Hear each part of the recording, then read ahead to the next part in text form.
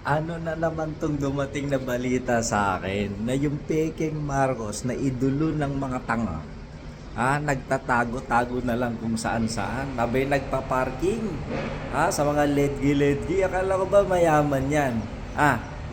Yun pala, dumadali o pumaparking sa may Putahan, dyan sa may General Aguinaldo, dyan sa may Ramon Isabela. Abay mantakin nyo, ito yung sumbong ng aking kaibigan dyan, oh.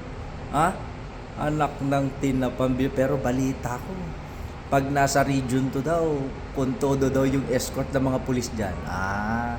Kasi, nasa hawak niya sa leeg, yung isa sa pinakamataas na posisyon na pulis dyan sa may region to. Kaya ganyan, kahit kapekehan, kahit kalokohan, kahit kailigalan na gawin yan, protektado siya sa Region 2. Di ba? Ganyan katalamak ang kapulisan. Di ba? Pikit makata na lang sa kalokohan ng taong to dahil nga may napapakinabangan. Boy, pero de los Buenos, di ba? Shout out Tony.